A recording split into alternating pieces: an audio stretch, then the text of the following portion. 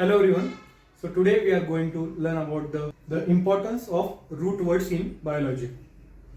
So अगर आप अभी अभी 10 पास आउट हुए और 11 को अगर आप एंटर कर रहे हो और आपको biology as a special subject अभी 11th में आ रहा है, या कोई भी जो बायोलॉजी स्टडी करना चाहता है, या अगर जो बहुत साल से स्टडी भी कर रहा है, या जिसको इतना स्टडी में इंटरेस्ट नहीं है लेकिन अभी करना पड़ रहा है, कैसे भी मतलब सो बायोलॉजी हर एक सब्जेक्ट का एक रूट होता है, हर एक सब्जेक्ट का एक कैसे कहते हैं ना कि उसको अगर उस तरीके से पढ़ा जाए तो आसान बन जाता है. तो मैं ऑलवेज मतलब मेरा हमेशा से ऐसा रहा है कि अगर आपको बायोलॉजी सीखना है, अगर आपको बायोलॉजी पढ़ना है, तो हमेशा से एक चीज पे ज्यादा ध्यान देना चाहिए और वो है वर्ड्स. मीन्स अगर आपको वर्ड्स पता है, बहुत सारे वर्ड्स होते हैं, जैसे हम यहाँ पे देखने वाले कि रूट वर्ड्स मतलब क्या, कि बायोलॉजी में ऐसे बहुत सारे वर्ड्स होते हैं, रूट्स होते हैं, प्रीफिक्स और सफिक्स जैसे वर्ड्स होते हैं, जो कुछ वर्ड के पहले लगते हैं, कुछ वर्ड्स के बाद लगते हैं.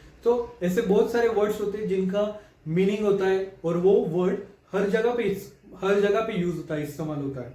और अगर वो वर्ड उस वर्ड का आपको अगर मीनिंग पता है तो आप अंदाजा लगा सकते हो.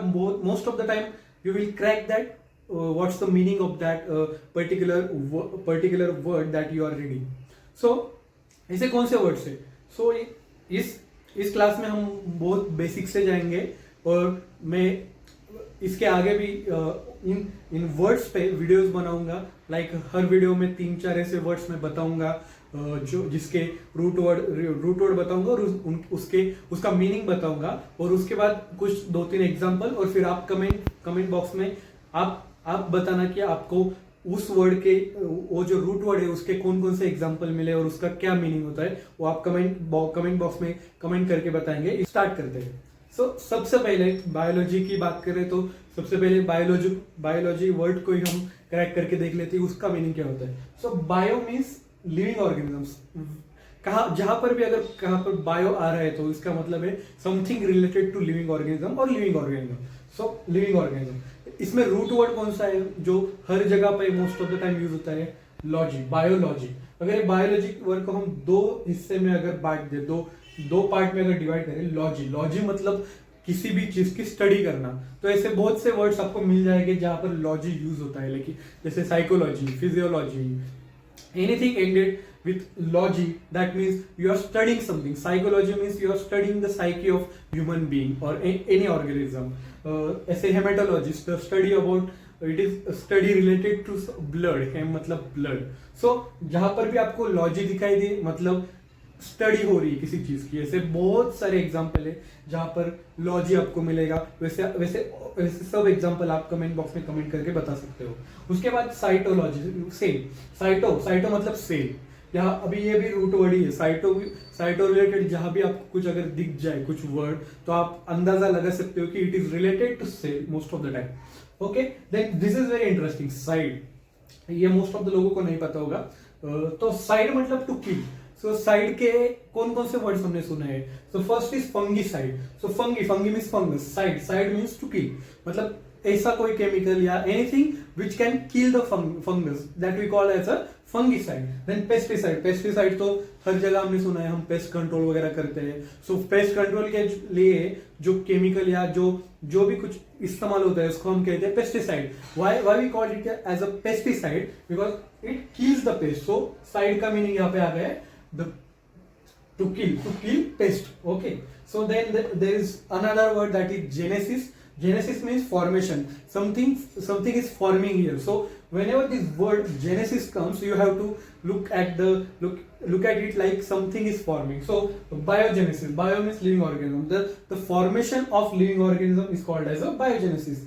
Then there is a pathogenesis. So patho means pathogen, something related to pathogen, and genesis means formation. So pathogen मतलब जो भी ऑर्गेनिज्म वो डिसीज कॉज कर सकता है उसको हम पैथोजन कहते हैं. तो वो ऑर्गेनिज्म हमें किस प्रकार से या किस टाइप से उसका पाथवे क्या रहेगा डिसीज कॉज करने का, उसको जब हम स्टडी करते हैं उसको कहते हैं pathogenesis. How a pathogen can create or can induce the disease into us. So ये 4 एग्जाम्पल मैं आपके लिए लेके आया था to explain you the meaning of the importance of root words in biology. So जब भी आप अगर स्टडी करने बैठो या कोई आपको वर्ड समझ में नहीं आ रहा है, या पहले से मतलब अगर आपको ऐसे, मैं इसकी सीरीज तो बना ही रहा हूँ, हर वीडियो में मैं एक छोटे छोटे वीडियोस बनाऊंगा, उसमें 3-3, 4-4 मैं वर्ड्स ऐसे बताऊंगा और उसके मीनिंग भी बताऊंगा, उसके एग्जांपल आप ढूंढ के लाओगे और कमेंट बॉक्स पे कमेंट करोगे।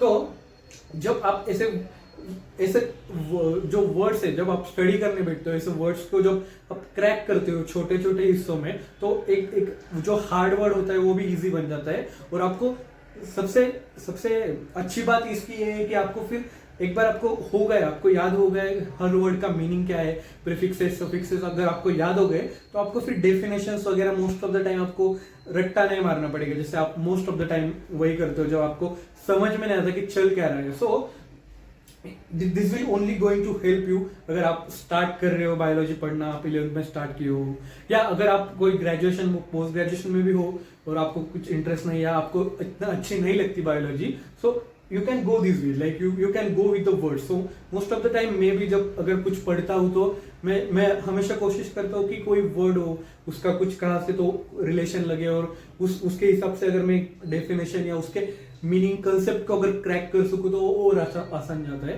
So this is for today guys. Thank you for watching my lecture. You can subscribe and share my channel please. Thank you.